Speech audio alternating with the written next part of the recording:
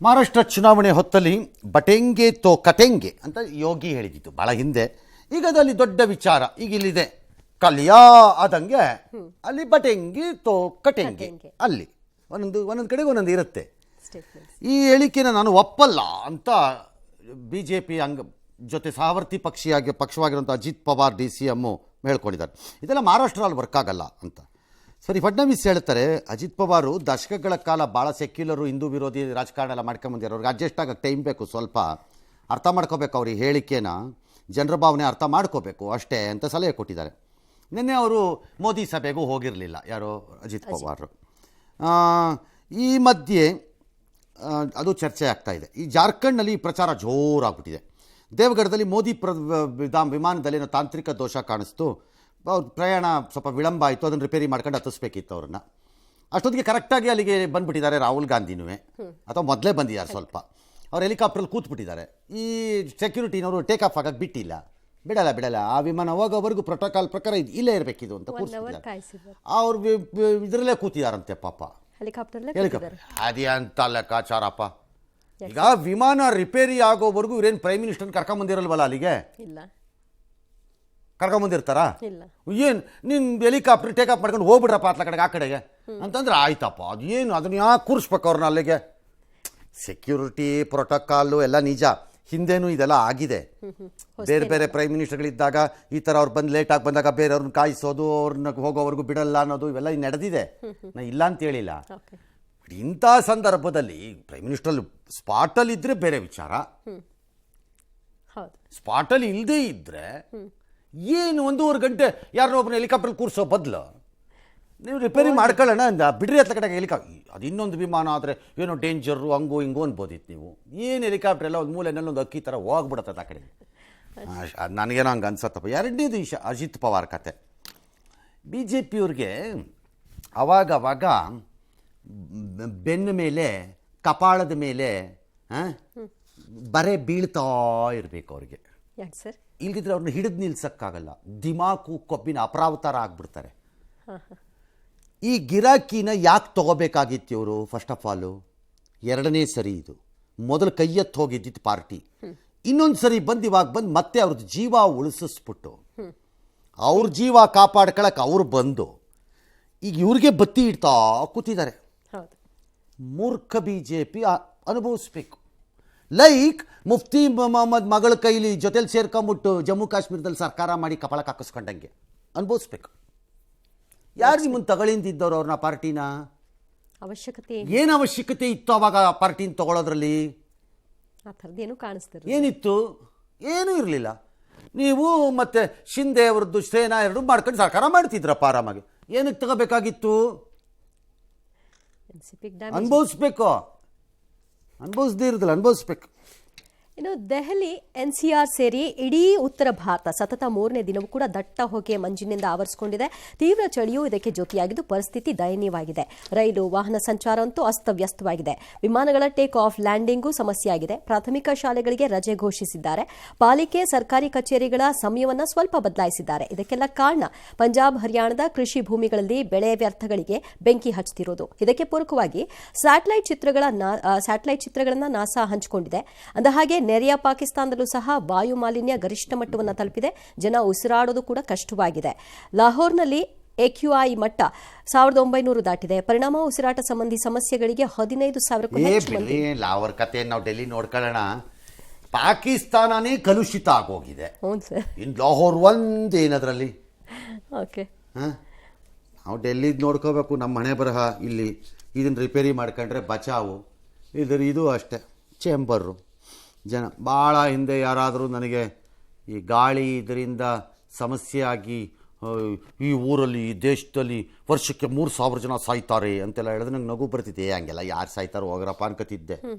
But ಇತ್ತೀಚೆಗೆ ಖಾಸಗಿಯಾಗಿ ನನ್ನ ಗೆಳೆತನದ ಪೈಕಿನೇ ಅದೊಂದು ಆದಾಗ ಅವ್ರು ಅನುಭವಿಸಿದ್ದು ಮತ್ತು ಅದ್ರ ಕಥೆ ಎಲ್ಲ ಕೇಳಿದ್ಮೇಲೆ ಅನ್ನಿಸ್ತು. ದಿಲ್ಲಿನೇ ಅದು, ದಿಲ್ಲಿಲೇ ಅನ್ನಿಸ್ತು ಎಷ್ಟು ಸೀರಿಯಸ್ಸು ಅಂತ. ನೋಡ್ರಪ್ಪ, ಯಾರ್ಯಾರಿಗೆ ಇನ್ನೂ ಡಿಲ್ಲಿ ಆಸೆ ಇದೆ ಎಲ್ಲ ಡೆಲ್ಲಿಗೆ ಹೋಗಿ ಅನುಭವಿಸಿ. ಈ ಪಾಕಿಸ್ತಾನದ ವಕ್ರ ಬುದ್ಧಿ ICC ಬ್ರೇಕ್ ಹಾಕಿದೆಯಂತೆ. ಆಕ್ರಮಿತ ಕಾಶ್ಮೀರದಲ್ಲಿ PCB ಆಯೋಜಿಸ್ತಾ ಇದ್ದ ಚಾಂಪಿಯನ್ಸ್ ಟ್ರೋಫಿ ಟೂರ್ ತಡೆ ಕೊಟ್ಟಿದ್ದಾರೆ. ಅಲ್ಲೂ ಮಾಡ್ತೀವಿ ಆಕ್ರಮಿತ ಕಾಶ್ಮೀರದಲ್ಲಿ ಅಂತ. ನಮ್ಮ ಭಾರತೀಯ ಕ್ರಿಕೆಟ್ ಮಂಡಳಿ ಹೇಳ್ತು ಚಾನ್ಸೇ ಇಲ್ಲ, ಇವೆಲ್ಲ ಟೆರರಿಸ್ಟ್ಗಳನ್ನೆಲ್ಲ ಇಟ್ಕೊಂಡು ಇವರು ಆಟ ಆಡೋಕ್ಕಾಗಲ್ಲ ಹಿಂಗೆ ಅಂತೆಲ್ಲ ಸ್ವಲ್ಪ ಕೊಟ್ಟರು. ಪಾಕಿಸ್ತಾನ ಅಂದರೆ ಅದೆಲ್ಲ ನಮ್ಮ ಇಷ್ಟ ಅಂದರೆ ಈ ಇಂಡಿಯಾ ಕ್ರಿಕೆಟ್ ಮಂಡಳಿ ಮುಂದೆ ಉಸಿರು ಬಿಡೋಕ್ಕಾಗತ್ತಾ ಇವ್ರ ಕೈಯಲ್ಲಿ? ಒಳ್ಳೆ ಕತೆ ಬಗ್ಗಿದ್ರು. IOC ಕ್ಯಾನ್ಸಲ್ ಮಾಡಿ ಬಿಸಾಕಿದ್ರು ICC.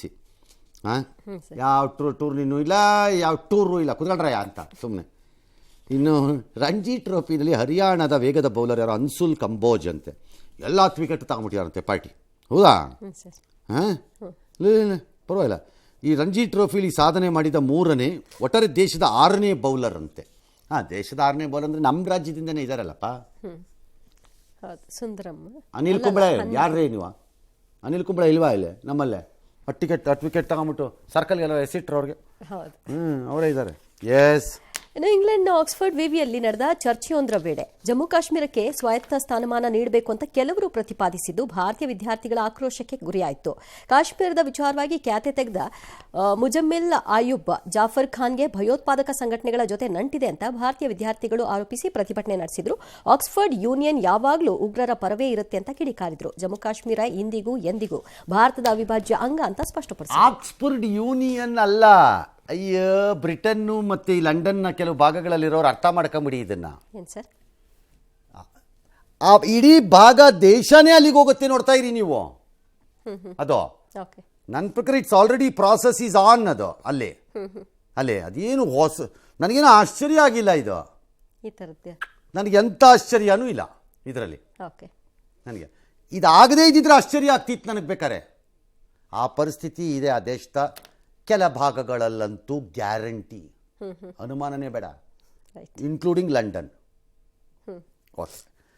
ಯಾಕೆ ಇದನ್ನು ಹೇಳ್ತಾ ಇದ್ದೀನಿ ಉದಾಹರಣೆಗೆ ಅಂತ ಹೇಳ್ಬಿಡ್ತೀನಿ. ಆ ಟ್ರೂಡೋನೋ ಪೂಡೋನೋ ಮೂಡೋನೋ ಯಾವುದೋ ಒಂದು ಗಿರಾಕಿ ಆ ಕೆನಡಾನಲ್ಲಿ ಮಾತೆತ್ತಿದ್ರೆ ನಮ್ಮದು ವಾಕ್ ಸ್ವಾತಂತ್ರ್ಯ ಬುರ್ಡ ಬಿಟ್ಕೊಂಡು ಓಡಾಡ್ತಿದ್ನಲ್ಲ ಗಿರಾಕಿ. ಇವತ್ತಾಗಿರೋದೇನಲ್ಲಿ ಹೊಸ ವಿಡಿಯೋ ಬಂದಿದೆ ಒಂದು. ಆಗಿರೋದೇನು, ಅದೇ ಖಲಿಸ್ತಾನಿಗಳು ಸಿಖ್ರಲ್ಲ, ಅವ್ರನ್ನ ನಾನು ಸಿಖ್ರು ಅಂತ ಕರೆಯಲ್ಲ, ಖಲಿಸ್ತಾನಿಗಳವರು. ಅವ್ರು ಸಿಖ್ರು ಅಂತ ಕರಿಬಾರ್ದು, ಖಲಿಸ್ತಾನಿಗಳವರು. ಯಾಕಂದರೆ ಸಿಖ್ರೆಲ್ಲ ಅದನ್ನು ಮಾಡ್ತಿಲ್ಲ. ಖಲಿಸ್ತಾನಿಗಳು ಏನು ಮಾಡಿದ್ದಾರೆ ಅಂದರೆ ರೋಡಲ್ಲಿ ಪ್ರೊಟೆಸ್ಟ್ ಮಾಡಿ ಇದು ನಮ್ಮ ಮಾಲೀಕತ್ವದ ದೇಶ. ಯಾವುದು? ಕೆನಡಾ. ಅದು ಯಾವಾಗ ಮಾಲೀಕತ್ವ? ಈಗ ಇಲ್ಲಿ ಹೇಳ್ತಾರಲ್ಲ, ಅಲ್ಲಿಂದಾನೋ ಬಂದು ಯಾವತ್ತೋ ಆದವರು ಇದು ನಮ್ಮ ಮಾಲೀಕತ್ವದ ದೇಶ ಅಂತ ಕೆಲವರು ಹೇಳ್ತಾರಲ್ಲ, ಬುರುಡೆ ಬಿಡ್ತಾರೆ. ಇಲ್ಲವೇ ಅಲ್ಲಿ ಬಿಟ್ಟಿದ್ದಾರೆ ಬುರುಡೆ. ನಮ್ಮ ಮಾಲೀಕತ್ವದ ದೇಶ. ಯು ವೈಟ್ಸ್, ಏಯ್ ಬಿಳಿಯರೇ,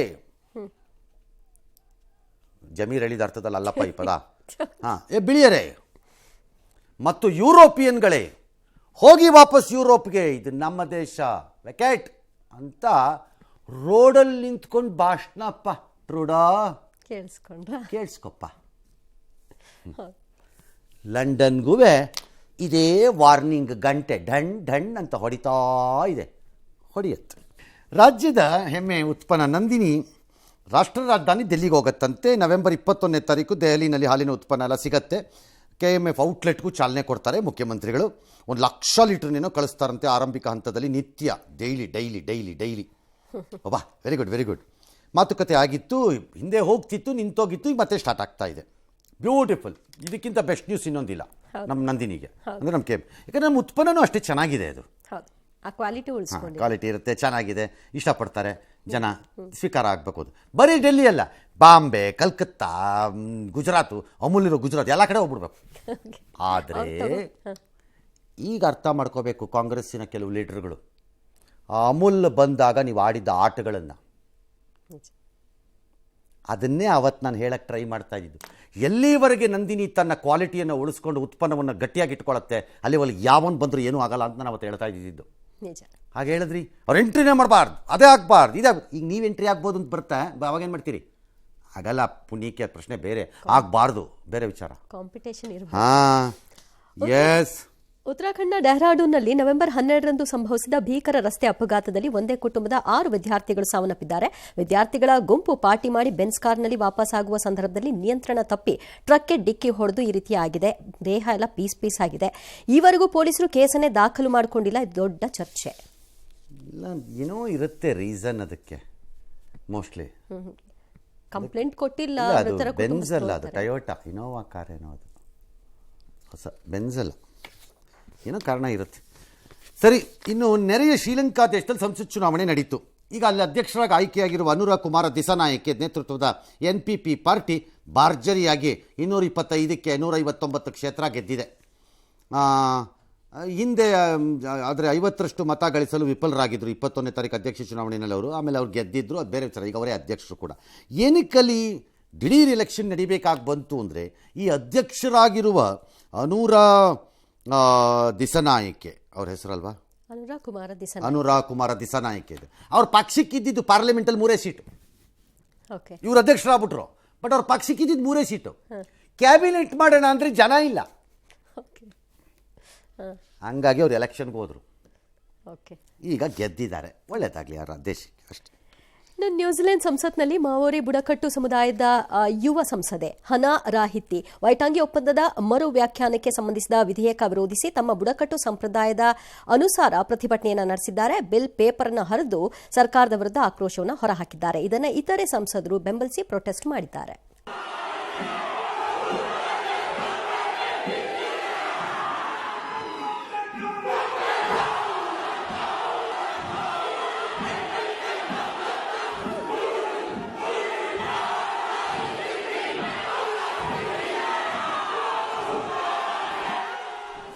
ಅವ್ರದ್ದು ಸಾಂಪ್ರದಾಯಿಕ ಡಾನ್ಸ್ ಭಾಳ ಚೆನ್ನಾಗಿರುತ್ತೆ ಮೌರಿಗಳದ್ದು.